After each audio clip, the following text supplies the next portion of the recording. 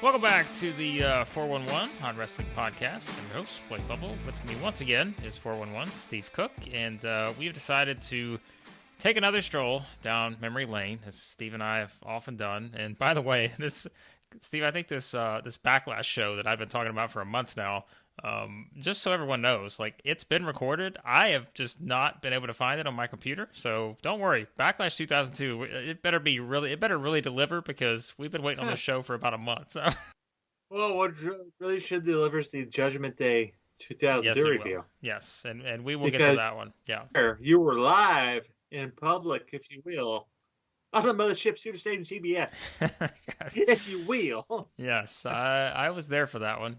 You went to the pay window. Yeah. Well, I don't know if you went to pay window after that show. I don't know. I could tell you felt us on that. I don't know. There were probably some matches in the crowd and stuff, but I don't know if, it was an interesting time. But we will get to Judgment Day 2002 as we continue our 2002 journey. But we are going to make a pit stop here over the next several weeks as we look at SummerSlam. We'll do this, again, for the bigger WWE events. Kind of look back, a little stroll down memory lane, as I mentioned. We're going to do this for 3 of them, so we've made our official decision here. Of course, this one is going to be a look back at SummerSlam 2013, which, as we'll see very quickly, quite a notable time to do this review based on the news cycle right now. A lot of news items will be updated here because there's a lot of people in the news. Yes. On the early portion of this card. And on their portion of this card, too. Yeah. All over the place. And then, as we joked about on the previous episode, but yet somehow decided to actually make this a thing, we are going to do SummerSlam 1995, which I will tell you right now, spoiler alert, it's not going to rival 2013 in any way, shape, or form.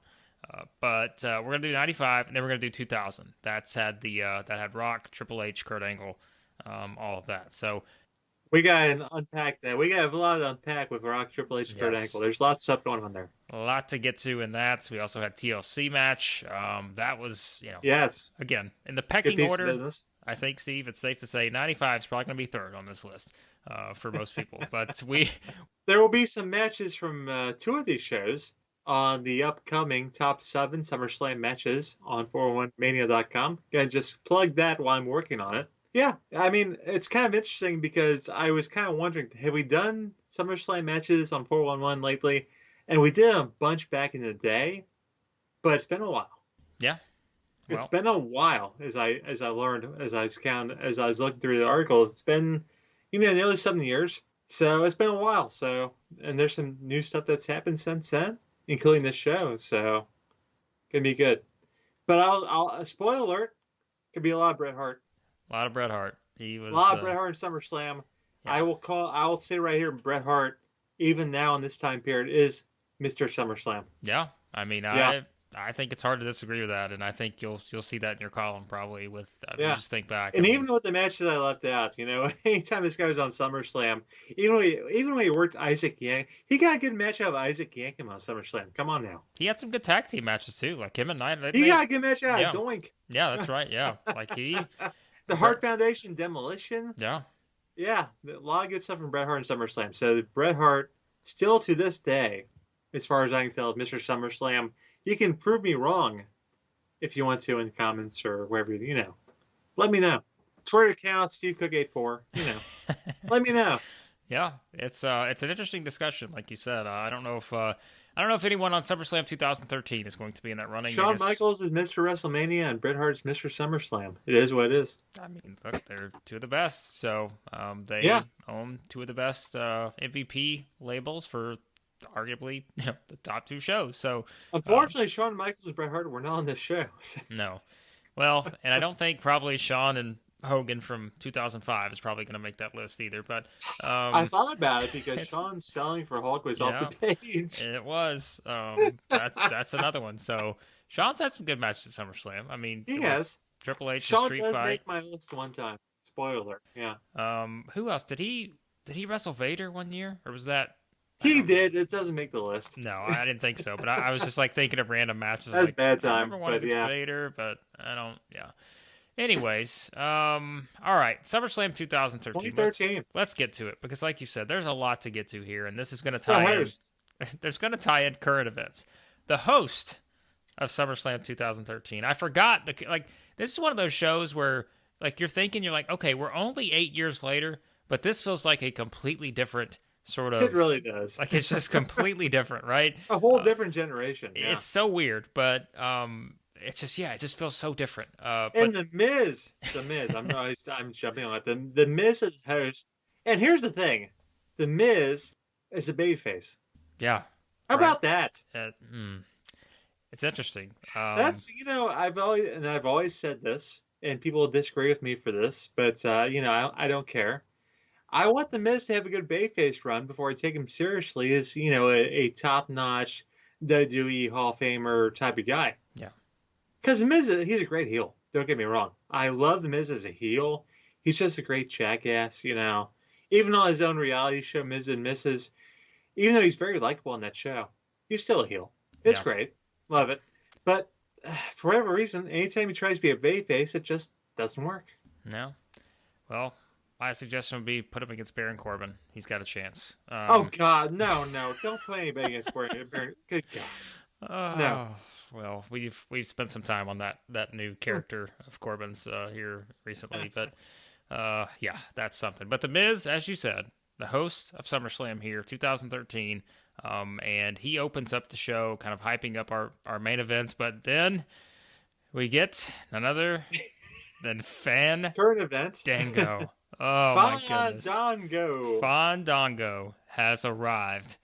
And, Steve, I'll tell you the first thing that brought to my mind when I saw this and then you just watch how this played out, I was like, boy, had this Fandangoing really gone out of style by this point, because there was about 7 people in the crowd that were doing this. Remember when it got over at WrestleMania when Chris Jericho at WrestleMania got over there for a real second, but then they decided to really jump on the train and have Jerry Lawler interview him, and they really tried to make it a thing. And once they tried to make it a thing, everybody's like, no, we're done. Yeah, well, they haven't learned that lesson. Poor guy, because Fandango, he's a good worker. I like him. Yeah. Good guy. Yeah. Don't get me wrong, but man, once WWE tried to make Fandango into a thing, yeah. Anytime they try to we've seen, I mean, take any example, right? Cena, Reigns, anytime they try to force something on you, the reaction's usually not very good. So that's it got over one time. And they tried to force down everybody's throats, and then we jumped off the board. Was that? I think there are plenty of examples like Tout. Remember when WWE was just pushing that Tout? It's just they just jump on something, and man, they just ride that thing to the ground. They don't care. Doesn't take long either. No, it doesn't. So Fandango and Summer Rae came out and danced, and Miz said, "Really, really, really, is it a thing? It was a thing." Yeah. And then they had a video package. And then, after the video package, somebody came out to sing national anthem. The ring announcer, JoJo. Remember JoJo? I do. This is. I put this on Twitter. Steve kindly retweeted it. One of the very few.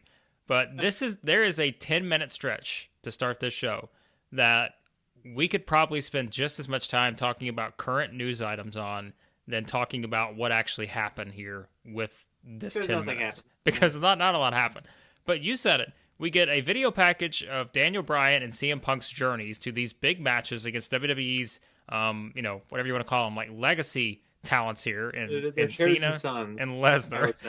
And then JoJo comes out to sing the national anthem, and then Steve, we start the show with a Ring of Fire match between Bray Wyatt and Kane. I mean, think about that. That's 10 minutes right there. All we've seen in the wrestling news cycle here, as we're recording this on August the 4th, is Punk and Bryan to AEW. JoJo has quietly left WWE. And oh, by the way, Bray Wyatt has been released by WWE. What an unbelievable sequence here. Oh, my God. They released his whole damn family, didn't they? Do you think they went back? Do you think Nick Khan went back and watched SummerSlam 2013 last week and said, all right, here's the deal. I see all 4 of these people. All right, that's it. Did he not like the way JoJo sang the national anthem? Is that what you're saying? Maybe not. I don't know. Did he not like the Kane versus... I did not like the Kane versus Bray Wyatt match. I'm not going to lie. Yeah. He's like, who? He's like, where's this Kane guy? Oh, yeah, he's the mayor of Knox County in Tennessee. Knoxville, yeah. How's that going? Yeah. I'll be honest with you. I did not remember anything about this Ring of Fire match at all. No, and it's just a weird thing. I don't think that you should open the show with an Inferno match. Yeah. Because, I mean, that should be a stipulation that kind of means something. Like, oh my god, the ring's on fire. Yeah. I don't think you open the show with that because, after once you open the show with the ring on fire, it's like, where is she going to do? Are you going to bring out the pizza cutter? You got the pizza cutter? I mean, my god, you got the light tube? You got to smash up the head? Like, my god, I don't understand it. Yeah. It's weird. I did not like the move. And also, the match was not good. It's Bray Wyatt and Kane. I mean, as much as people love Kane, I guess somebody loves Kane. Do people still like Kane? I think so. They really reflect fondly on Isaac Yankem, right? Bret Hart, Isaac Yankem. Great match. So, there you go.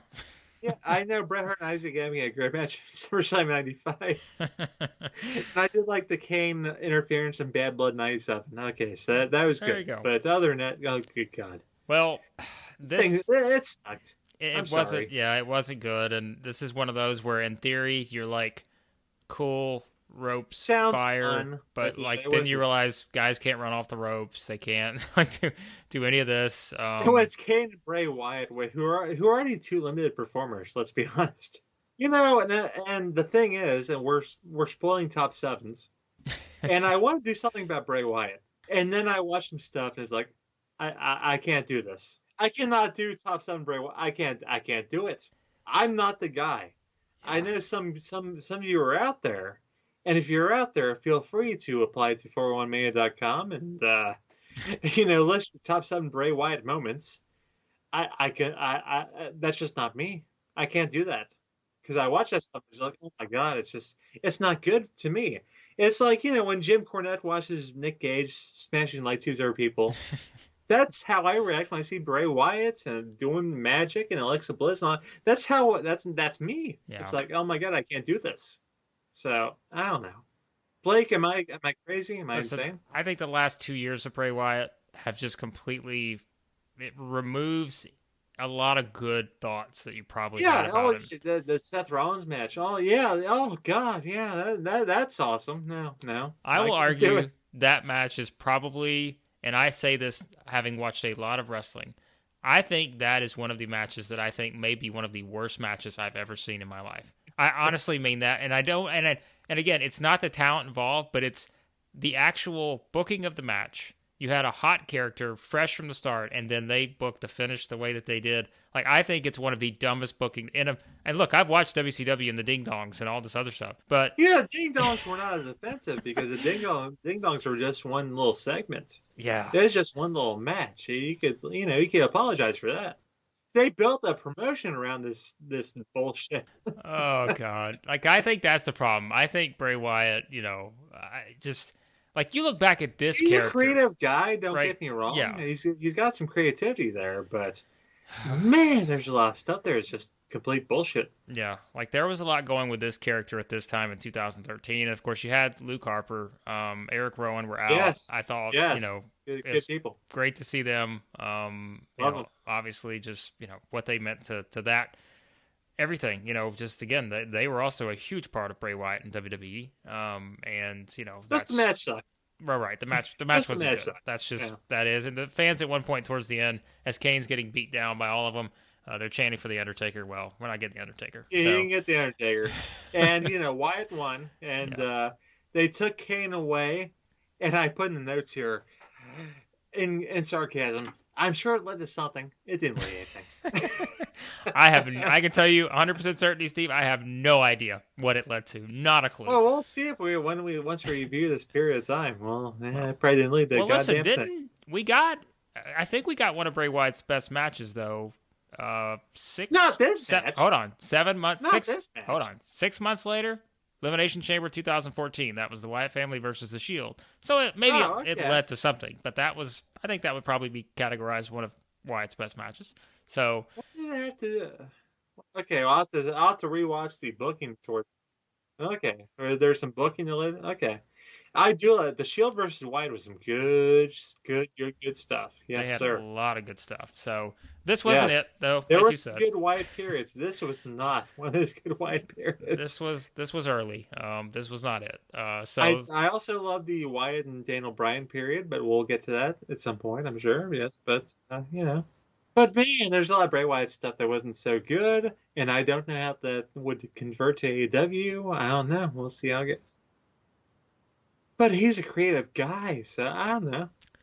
I I wouldn't mind seeing Bray Wyatt and Malachi Black in like a just a completely Malachi Black is that he looked good tonight, didn't he? boy, he did. Of course, we're doing this right after Dynamite, and So we're doing some current news as well. So why not? yes, You know, Cody and Rhodes. she likes that. What a segue, isn't this right? Because next up we have a Cody Rhodes match. We got Cody Rhodes match coming up next, folks, against Damien Sandow. Damn, remember Damien Sandow? My God. Sandow. Here's quick trivia, and I don't think anyone would be able to answer this off the top of their head, Steve. I am 100% confident in this. The SummerSlam kickoff panel. If anyone out there, before they continue to listen to this or don't go back and cheat, if anyone could name the SummerSlam kickoff panel, like I don't want to say I'm going to give anyone money because I think someone may be like, oh, I actually know it. And Josh Matthews, Shawn Michaels, Booker T, and Vicky Guerrero. What a group that is in 2013, right? That is a group. That is a panel. I would like to sit around and take a piece out of their mind. Wow. See what they're thinking. Yeah. Yeah. That's I've only met one of those four, Steve. Do you know which one that is? Vicky? Josh Matthews. How is Josh Matthews? So here's a tidbit, okay? I think like I can put this out there now because it's been six years, I think. So I interviewed for a job with Impact like 6 years ago. Okay.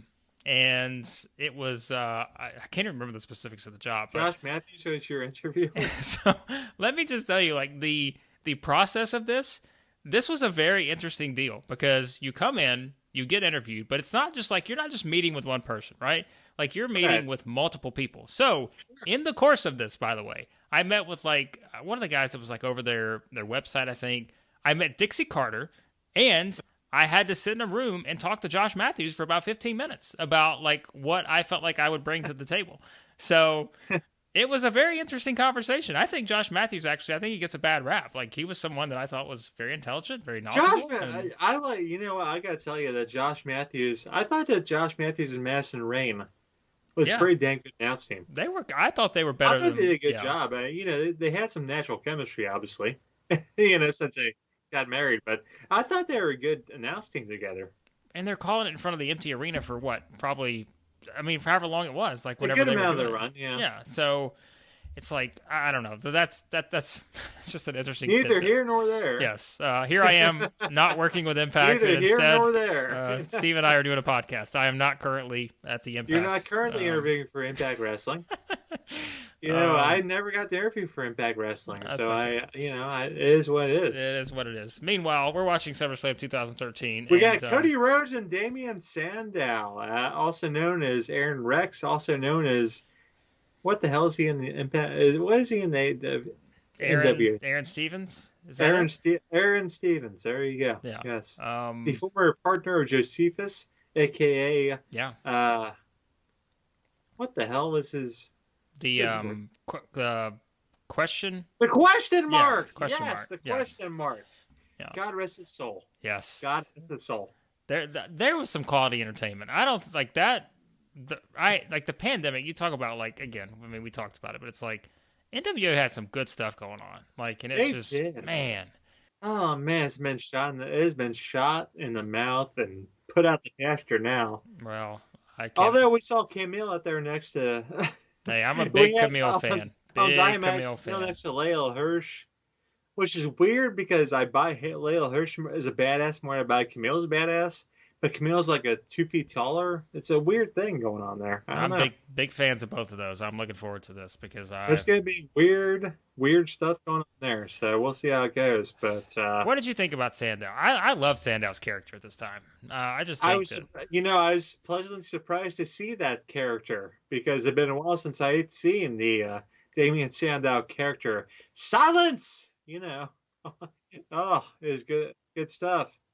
And we saw Cody Rhodes. Cody Rhodes sans mustache, which oh my gosh, they were plugging how Cody Rhodes lost his mustache. You had to see it on the JBL and Cole show on YouTube. Oh, good God! Do you remember the JBL and Cole show? The JBL and Cole show. Wow. Well, although that did lead to Daniel the Dazzler Bryan, so that's pretty good. Yeah, that's Well, by the way, for those again, if you haven't gone back and watched this, like. Sandow is the Money in the Bank holder at this point. This had all come about after Sandow. He got a nice briefcase too, because Cody threw the original briefcase into the Gulf of Mexico. So that's where this came from. And naturally, Steve, because Damien Sandow is the Money in the Bank holder, what does that mean? Guess who won the match? He has to lose.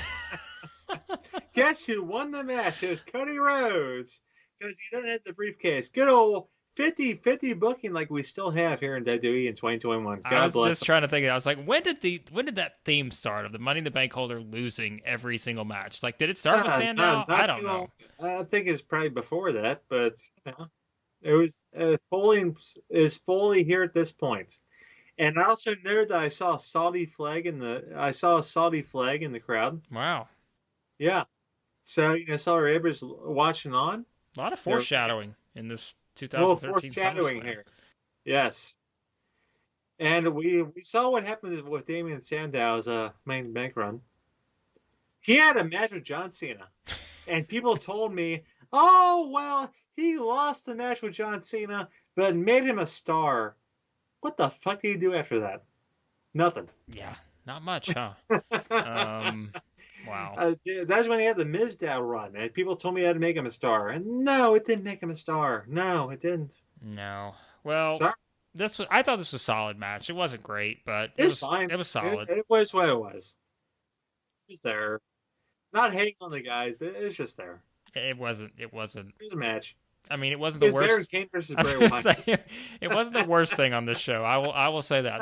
That's the compliment I can probably give it. So, So Cody wins, and then we get ready for the big World Heavyweight Championship match. But Steve, to get there, we get a video package of Christian and questioning his future in wrestling. Is this it for him? Is this going to be his last opportunity? Well, it probably should have been. As we find out, 8 years later, he's still going. So he's still going. Yeah. Hey, this is just it is this show. I think people is like that. People are trying to talk me, and we'll go off to the current conversation now. Don't get me wrong, but I'm just going to ask you right now. People tell me that Christian is going to be the guy to challenge Kenny Omega at All Out. Do you see that? I don't see it at all. I don't think. No, I don't. That. Not the way he's been booked. He barely beat the Blade, so I don't know. I don't see it happening right now. But, I don't know what's going to happen with the Hangman stuff, but I think that I give AEW the benefit of the doubt. As we've said before, I think it's hard to get WWE when it comes to this longer term story stuff, but I give them the benefit of the doubt they'll figure this out, but I also don't want them to hold off on this Hangman thing too long to where it's like... It feels like, I don't know. It just feels like holding off. I don't know. Yeah, we'll see. I don't know, but we got Christian Cage. Not Christian Cage, it's Christian. Challenging for the World Heavyweight title against Alberto Del Rio. Maybe you should have interviewed for a job at WWE. You should have interviewed with WWE. Ring announcer. Look at this. It's pretty good. That was pretty good. It's sad. The unfortunate thing now is that Alberto Del Rio can't be booked anywhere. Not now in 2021. You can't book this guy anywhere. He's a piece of Yeah, I almost said it, but you know what I'm saying. We are 3 matches in, and just think of like all the current events that we have been able to cover 8 years ago. This is from 8 years ago. We're doing current events. We're doing backflashes to in previous history. We're not even close to done. Like, we're on the And current there's a event lot stuff. more. There's more stuff coming up, folks. We got more current events to talk about, man, because a lot of stuff going on. But Christian Alberto Del Rio for the World Heavyweight Championship. And I'll tell you, man, I read some reviews after after I watched the show. And I think a lot of people they rated the match higher than I did. I thought it was a fine match. I thought it was okay. A lot of people thought this was really good. What do you think?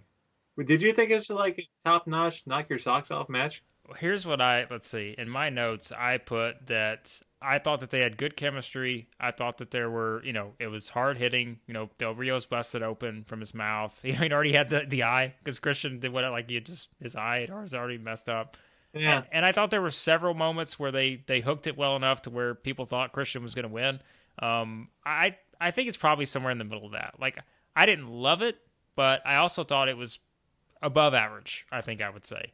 But listen, I'll say this too. I was never the biggest Alberto Del Rio fan. So I think that probably limits.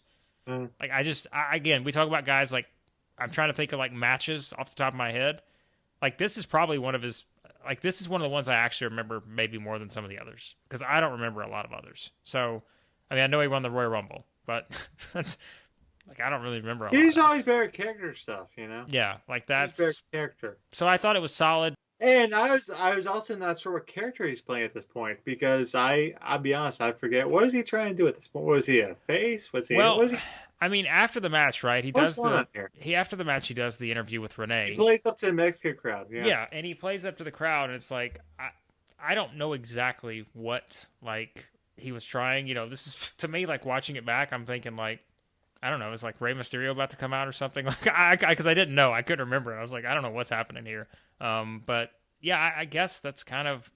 I mean, I'm not saying the match is bad. It's obviously better than the first two matches. Yeah. But it didn't hit me as well as it did some other people.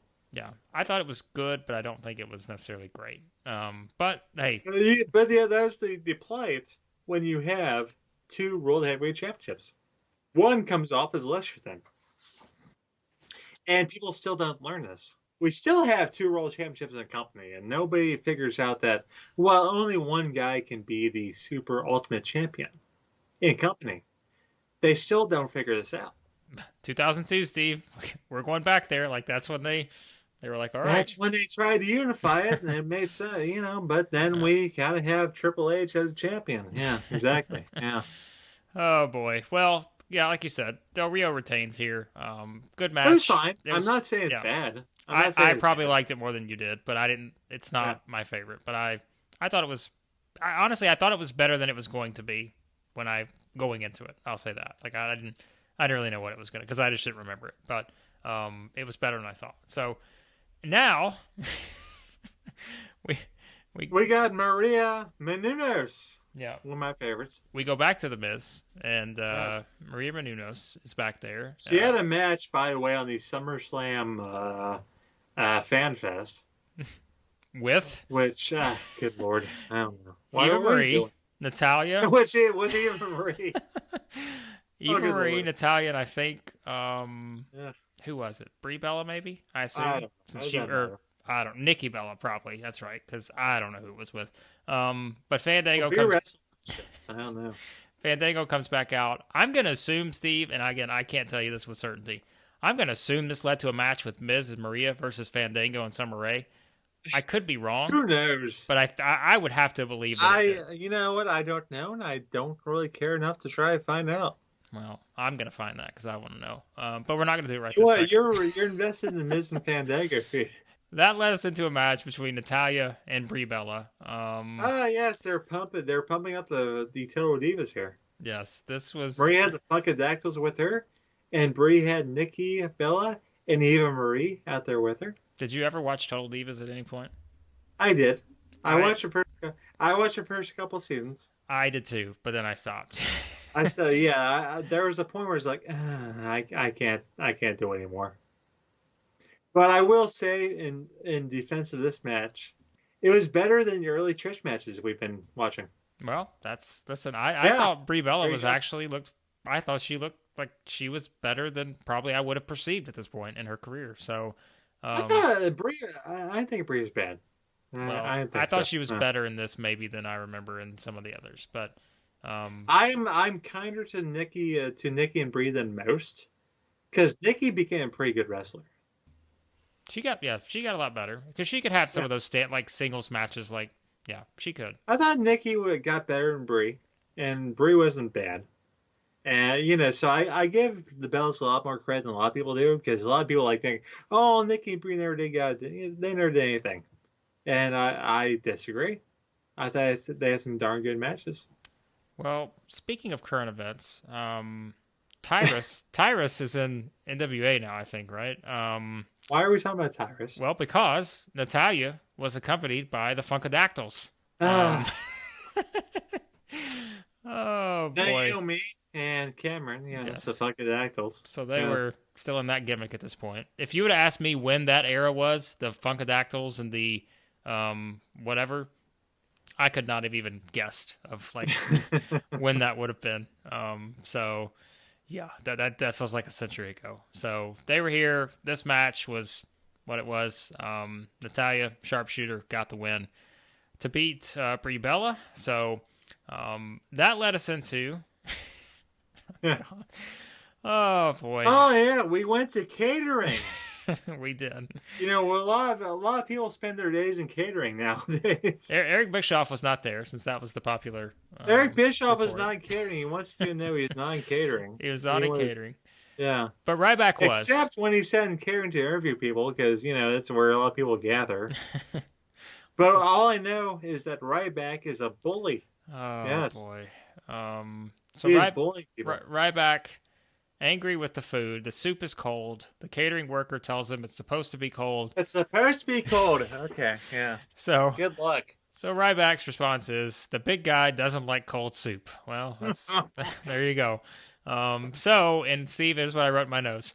I said Ryback pours the soup down the worker's shirt and then on his head in a segment that likely made Vince McMahon very proud. Because He this. said, we all know that Vince McMahon said, that's good shit, pal. Oh God. He said that. This was the like epitome of if you want Vince McMahon, that's good shit, pal. Like this was it. This was it. Oh my. So it was be a star, right? Like that's what Jerry Lawler said on commentary after this. He's like, Ryback sure not being a star. And I'm thinking, That's oh my. right. Yeah, what a campaign that was. All right, now that we've gotten all this stuff out of the way, let's get to the meat of this show. Let's get to an actual match, yes. Brock Lesnar versus CM Punk, a no disqualification match. Heyman had announced the no disqualification stipulation earlier on the kickoff show. And of course, anytime you hear no DQ, right? Like you just always assume there's just going to be shenanigans. There's going to be a lot of stuff in play. But like this was 25 minutes of just awesomeness. Like it was great. I don't even know how to describe. Again, I'm sure most people listening to this have watched this match, but if you haven't watched it recently, like go back and watch it, because if you're getting ready for CM Punk's big debut for AEW, like go back and watch this match. Maybe you're getting ready for Brock Lesnar's debut too. We'll see. I don't see it happening, but perhaps this match could be done again in AEW at some point. But like Steve, this was just these two beat the hell out of each other, and like that's exactly what you want in a match like this. And I mean, this to me just like again furthered the fact that everybody gives Brock Lesnar shit for like just how WWE has used him over the years, but like when this dude wants to go, this dude can go, and like this was the perfect example of that, I thought. Yeah, I mean, I've always said that Brock Lesnar's best opponents were smaller individuals, and people kind of knocked me for that because when this match first got announced, and I thought it'd be a good match because I thought Brock Lesnar and CM Punk would be a good match. People told me, well, Brock Lesnar should face people that are as big as he is because there's no way that somebody that's as small as CM Punk could possibly beat Brock Lesnar. And I'm just like, y'all, did you not see Brock Lesnar versus Eddie Guerrero back in No Way Out 2004, which was the best match of Brock Lesnar's career? And one of the best matches that I've ever seen. Just some good show of Brock killing some smaller guy who just would not die. And Brock got pissed because that small guy just would not die.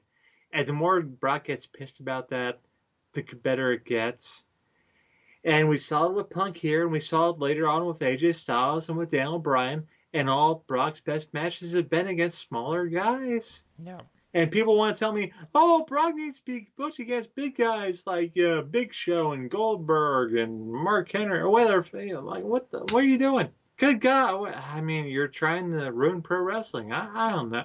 I don't know, but it was the best versus the beast. It was the two best Paul Heyman guys going at each other. I did think there was a little too much Paul Heyman interference. I don't know. Paul is not a good physical guy. Right. I don't know if he admit that or not, but I will tell you, that's the physical stuff is not his game. He's just not good at physical stuff. Like you said, that's probably the one thing you could point out and just be like, okay. But again, I just assumed, like we said with the, just kind of looking at it, announcing the no DQ or whatever. I was just like, all right, you assume there's going to be some shenanigans, and I assume when Paul Heyman's around, there's always going to be shenanigans too. So yeah, I thought it just, I mean, this is where we're going to talk about this later, but it's like, this for me is like, it's a challenge when I go back and watch this, because I'm like, do I like this match better or do I like the main event better? I know, Steve, you're going to have some strong opinions on the main event based on how it ultimately played out afterwards. But this was great. This was fantastic, and probably everything you could have wanted out of this particular match between these two at that time frame. So I just thought that they were awesome. But yes, that was a great match, Steve. And now we go into something completely different, right? Mark Henry decides to, again, another current event, right? Like we're just really Mark Henry's there. Going down the list here. Mark Henry splashes a fan. That's something, right? So I would not volunteer for that. I'm not interviewing for that job. So Mark Henry. You volunteered for Impact. You volunteered for Dixie. Well, there's a difference. I was volunteering to get paid by Impact. Yeah. Well, that led us. How about Dixie doing a promo for Ring of Honor? I saw that. The forbidden door is open, my friends. That forbidden door is open. And by the way, you should be reading my Ring of Honor recaps. Let's just say that. That's the one show I can recap regularly. The forbidden door is open. Well, you know what? I mean, I can't do Raw. Well, can you? I cannot do Raw. That's the one show I cannot recap. The forbidden door right now is between me and Raw, because anytime I'm asked to review Raw, it's like, no, I cannot. Tony Acero, it's why he's still the MVP. I cannot do that. That's the one thing I cannot do. Even if I'm not booked, I cannot do that. Yeah, well, it's unfortunately I'm booked for all the Rampage things. It's not an envious position sometimes with Raw, to say the least. No. But well, speaking of current stuff, Ziggler? Big E Langston is in our. Dolph Ziggler. Well, Dolph's been current for a long time, right? Like he's there. Like 2013. 2013 was probably the height of Ziggler, you would say. Great close.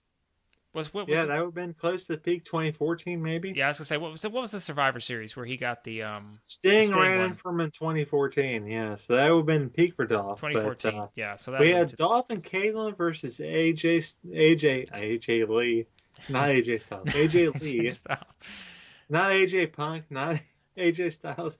It's AJ Lee. How great was AJ Lee? Like, she was just great, man. I mean, I miss her. She was fun. She was great. She's a good person. I liked her. But like, I was a big Kaitlyn fan too. I thought she was. Kaitlyn's great.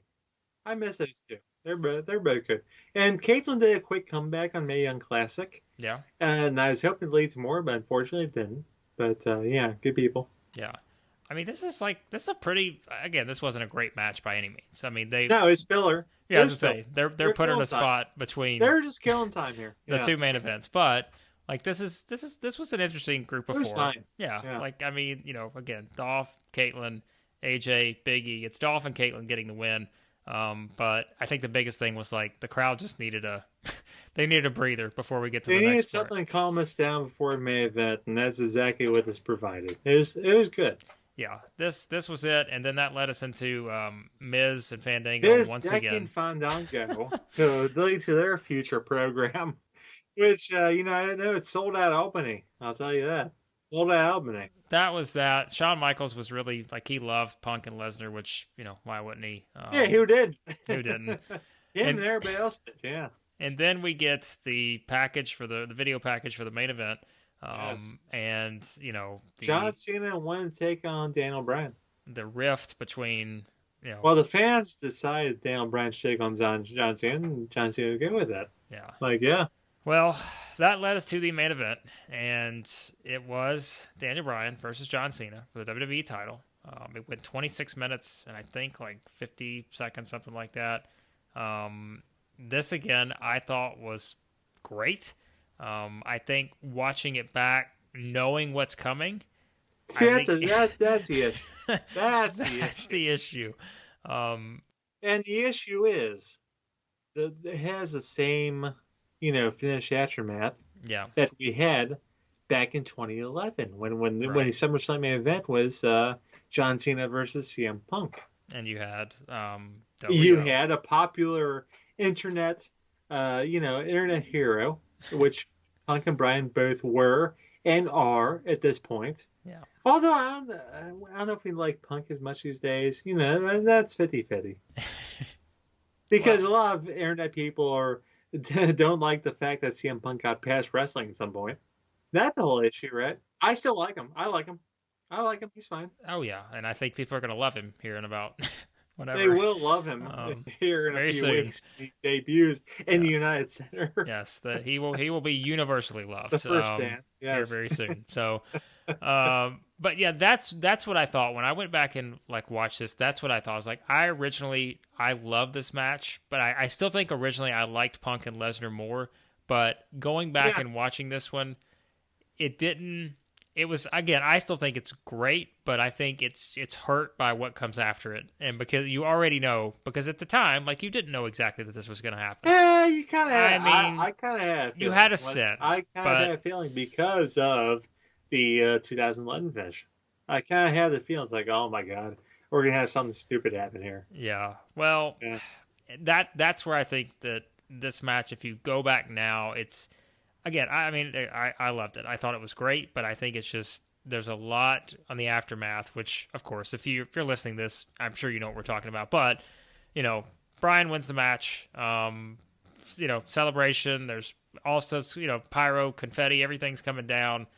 And Randy Orton comes out. Yeah. Triple H, pedigree, Bryan. Yeah. Orton cashes in. Orton's the champ. So... Yeah. I mean, I will say that it was better executed in 2011 when you had frickin' Kevin Nash coming down. Oh, yeah. And Alberto Del Rio. Alberto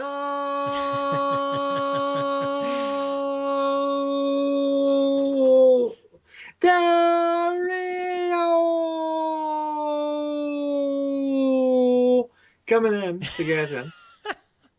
We're gonna have to timestamp that, like Steve Alberto Del Rio entrance. We're gonna have to timestamp that on the article on YouTube. But that's pretty good. I'm not gonna lie. No, I don't pat myself in the back very often, but that is pretty good. You missed your calling.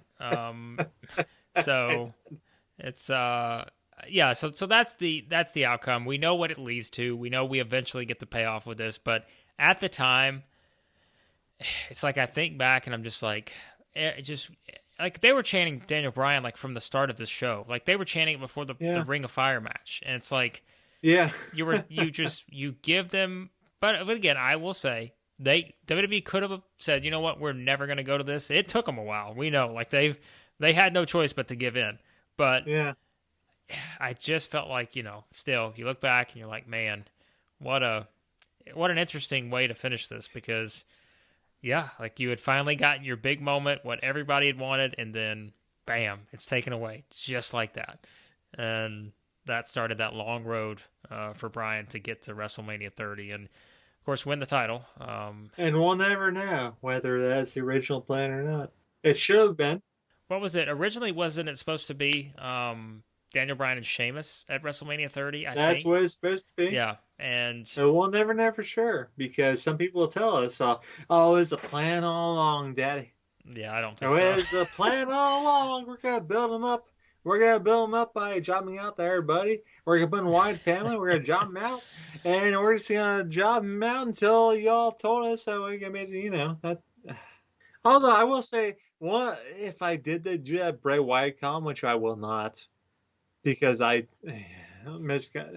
One of the best Bray Wyatt moments was when they had when they had Daniel Bryan join the Wyatt family, and they had the cage match with I don't know who the cage match was with. I don't even remember. Yeah. But they lost the cage match, and they're trying to have Bray squash Daniel Bryan, and Bryan fights back, and Bryan beats up Bray Wyatt. He gets up on the cage, and people chant yes, yes, yes. That was the best.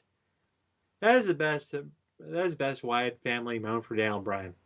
Remember that? I'm glad you remember all that because I don't remember what I'm talking about here because I was just thinking I do remember it vaguely, but I also am there's just so much that I forget. And this show was a perfect example. There's so much I forgot about, even on this show. So I'm it's just man, it's just once Daniel Bryan turned on Wyatt family, that was a good moment. Yeah. That was good. Yeah. But the thing is, there's a lot of shit that leads to it. Well, and that's why I can't do a top 7 Bray Wyatt moments because there's just a lot of shit going. I don't want to bury the guy. I feel bad for him. Yeah. Good guy, I'm sure. Well, we'll see what's next for him. I don't think he'll lack opportunity. No, he will not. Not I'm at sure all. that he'll find some opportunity somewhere, whether it's in wrestling, whether it's in horror movies. He'll find something. Where do you rank this SummerSlam 2013? It's got to be in that top tier, right? Oh yeah. Yeah. Oh yeah. Top tier. Top tier. I think 2002 is probably the one that still comes to mind for me. And we'll get there at some point. We'll get there on our 2002 rewatch. But yep. Yeah, I think there's no doubt. This is one of the best SummerSlams I think ever. And yeah, just based on again the top 2 matches were just, they were as advertised, and even though you got to finish at the main event, I still think it still holds up pretty well. So, all right, we'll see what we get from you with SummerSlam 1995 because I think that is. Well, that's not going to be covered in top 7 SummerSlam matches. I'm not going to lie. None of those matches made the cut. I don't know how many current events we'll be getting to in SummerSlam 1995. If Isaac Yankem decides to step down as mayor of Knoxville, we'll see. For the unaware, that show featured Triple H versus Bob Holly, Hakushi and the 1-2-3 Kid, Barry Horowitz and Skip, oh boy, Bertha Faye and Alundra Blaze. Oh, that could be good. The Blue Brothers versus the Smoking Guns, The Undertaker and Kama in a casket match, Bret Hart, Isaac Yankem, as we've mentioned. Razor Ramon and Shawn Michaels in a ladder match, so there's at least one thing there's one good match we're going to get out of this. And then the main event, which I'm going to assume minus the main event, and then the arena in the country, King, Mabel, and Diesel. Yes.